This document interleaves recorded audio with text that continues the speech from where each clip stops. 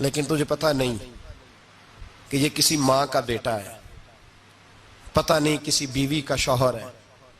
एक हमारे दोस्त हैं, बुजुर्ग हैं, उनका दामाद फौत हो गया, नशा करता था।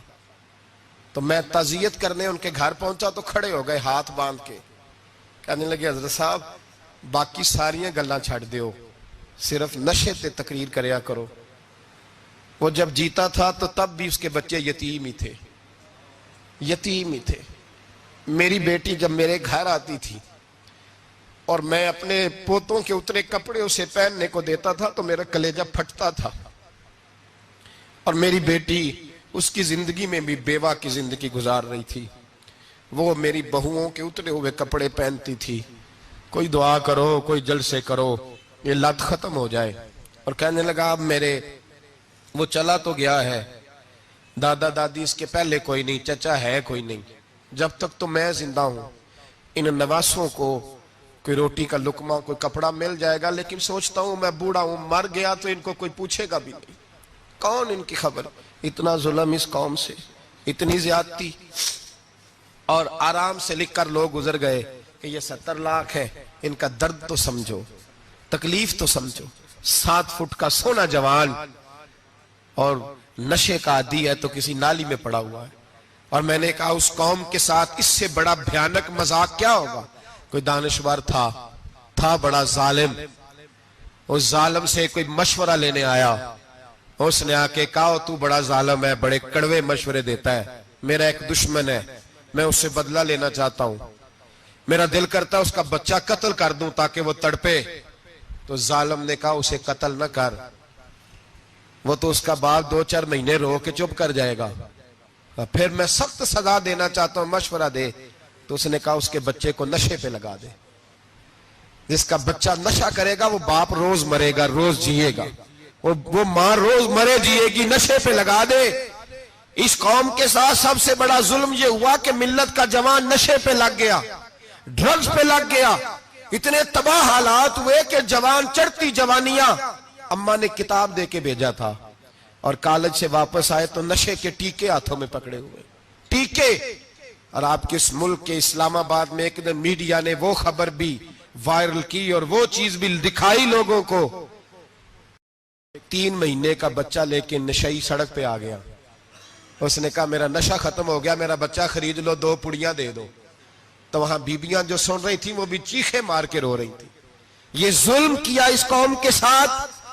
और करप्शन की लानत ने इजाजत दी सप्लाई करने वालों को कि गली गली भेजे, गली गली। इन्होंने कुछ थोड़ा जुल्म नहीं किया इन हुक्मरानों ने। और हमारी ओपोजिशन, उसको न सिर्फ इतना पता है कि ये जाए और हम आए, इससे ज्यादा कोई गर्ज नहीं। भाई करप्शन के खिलाफ निकले हो तुम, नशे के खिलाफ किस दिन निकलोगे?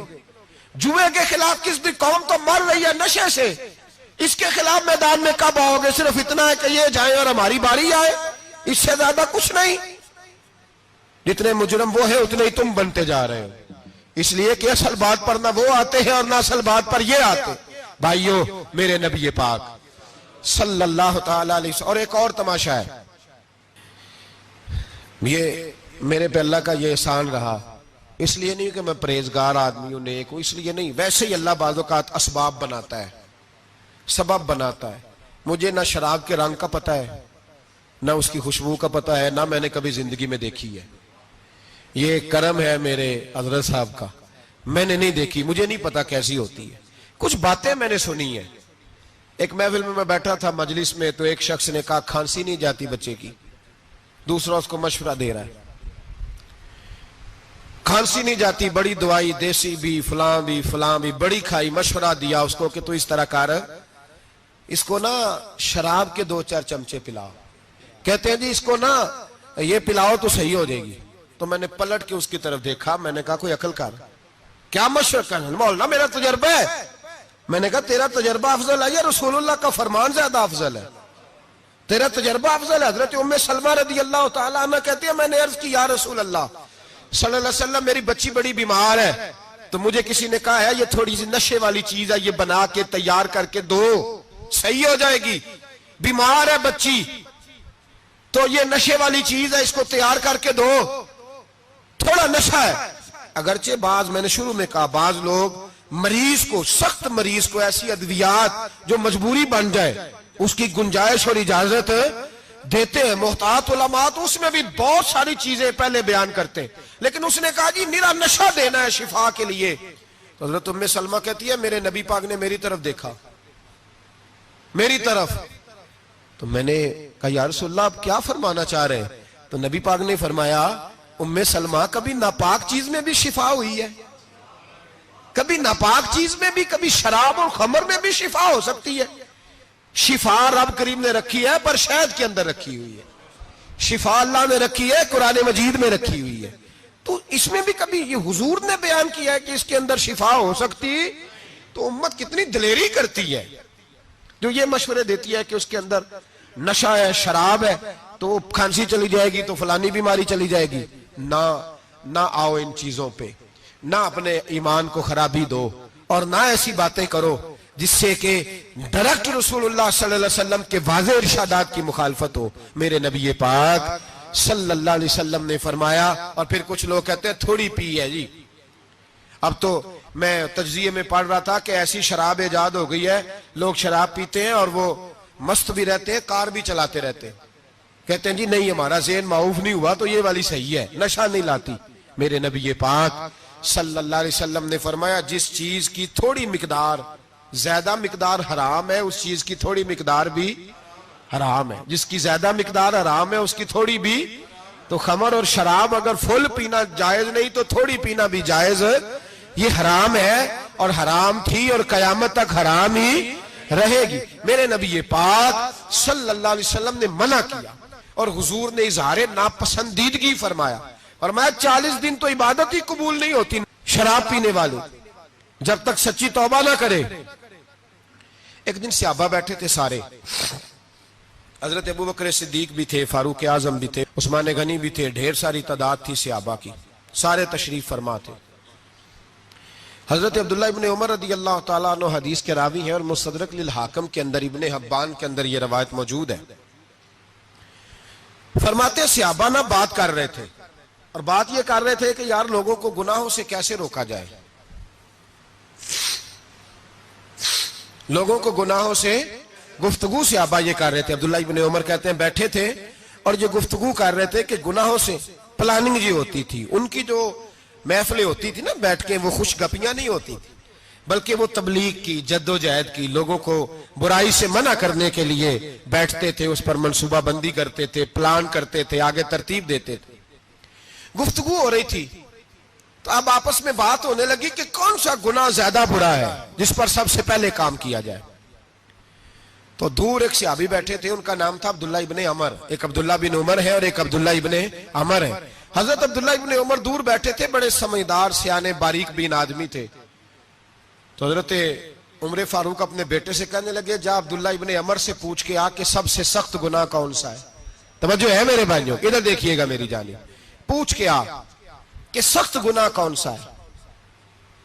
अब्दुल्लाह बिन अमर रदी अल्लाह ताला अन्हु की खिदमत में जब अब्दुल्लाह इब्ने उमर गए तो जाके कहने लगे कि सहाबा पूछते हैं कि आपने ज्यादा वक्त गुजारा है नबी रहमत सल्लल्लाहु अलैहि वसल्लम के पास, तो बतलाइए बुरा गुनाह कौन सा है, सबसे सख्त गुनाह, ताकि सबसे पहले उस पर पाबंदी लगाई जाए, उस पर मेहनत की जाए।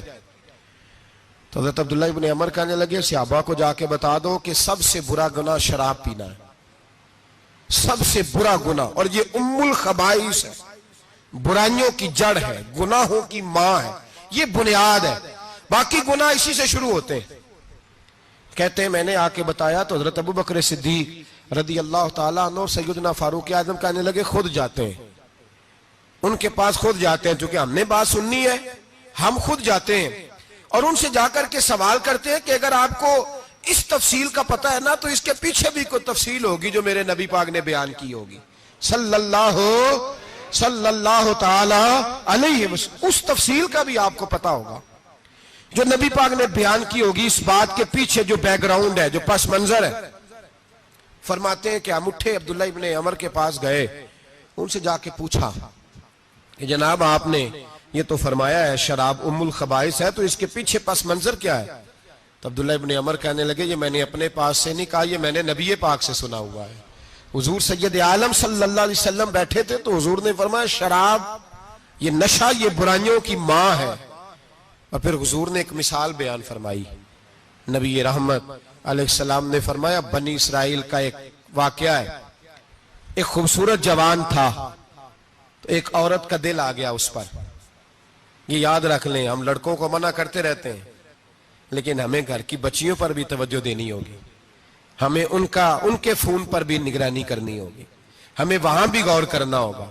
इसलिए कि अगर कोई बच्ची गुंजाइश ना दे तो मेरा ख्याल है कि लड़का जुर्रत करने की ताकत नहीं रखता, तो वहां भी उनकी अम्मा से कहे कि पाबंदी लगाए, बच्ची किसी का मोबाइल लेकर के कहीं उसको इस्तेमाल तो नहीं कर रही, इस पौधे पर भी तवज्जो दे, दरख्त बनने से पहले इसकी भी निगरानी करें, यह भी बड़ा जरूरी काम है।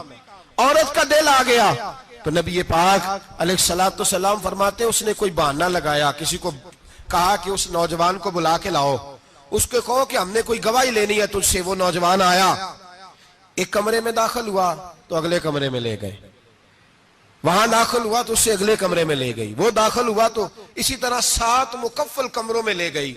मेरे करीम रसूल मेरे महबूब पाक अलैहिस्सलाम फरमाते, सहाबा को समझा रहे हैं मीठे लबो लहजे में, फरमाते जब सबसे पिछले कमरे में ले गई तो एक लड़का बंधा हुआ था वहां रस्सियों से, शराब का प्याला पड़ा हुआ था। और बीबी कहने लगी, कोई गवाही शवाही नहीं लेनी, तुझे इसलिए बुलाया है कि तेरे ऊपर दिल आ गया है, अब मेरे साथ मुंह काला कर।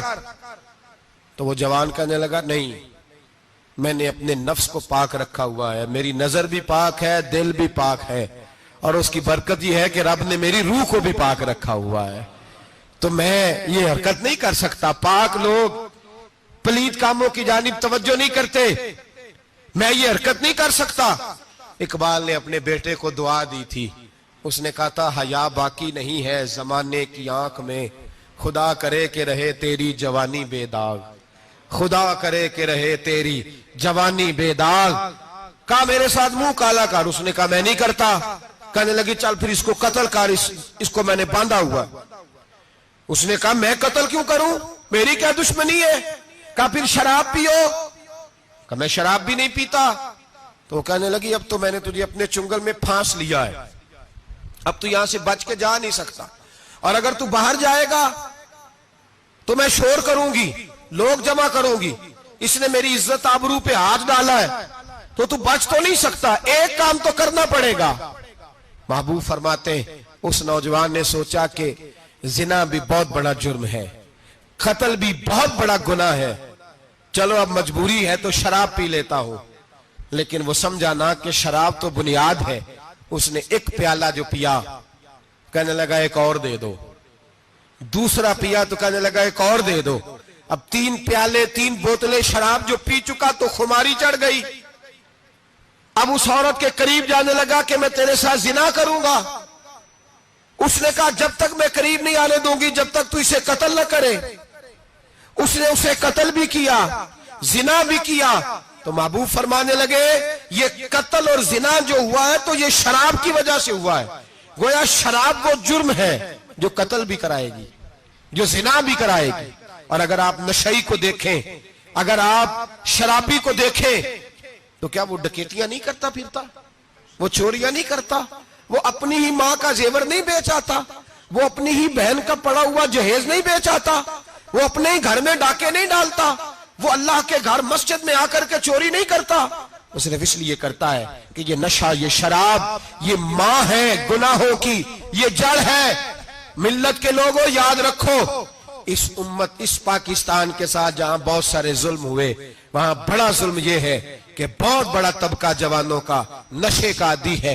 वो नशा इन्हें इश्क मजाजी और औरतों के इश्क की जानिब ला रहा है। वो नशा चोरियां करा रहा है, कत्ल करा रहा है, डकैतियां करा रहा है। बहुत बड़े जालिमों ने बहुत बड़े हाउस बनाए हुए हैं जिनके अंदर शराब फराम की जाती है, नशा दिया जाता है। मैंने तो ऐसे ऐसे लफ्ज सुने कि इलेक्शन के दिनों में वोट लेने की खातर सियासतदान इन्हें नशा फराम करते हैं, इन्हें बांध के रखते हैं, रोज तुम्हें पुड़िया मिलेगी, वोट हमें डालना। इतना जुल्म, इतनी ज्यादती, इतना जबर, एक इंसान के साथ खेलना। लौट आओ, पकड़ो इनका दामन, अपने घरों को बचाओ।